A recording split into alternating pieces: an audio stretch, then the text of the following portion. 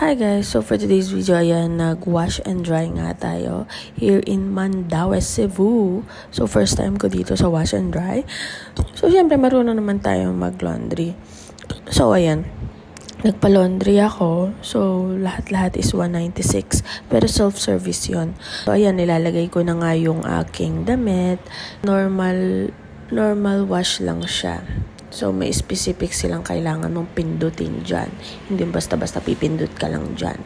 So, yan, lalagay ko na yung liquid Ariel. So, maximum niya is 40 minutes. So, ayan, kailangan liquid daw yung ilalagay mo dyan and normal lang yung wash. Okay? So, ayan, naghintay nga ako sa labas kasi 40 minutes. Pero hindi naman nila kinikilo yung damit dyan. Nagbayad lang ako self-serve. Pero naiinip na ako dyan. Kailangan ko munang gumala. Yan, nasa harapan ako ng paradahan ng mga tricycle dito. Dito ay sa Park Mall to ha. Park Mall. Binya is San Jose. Ayan.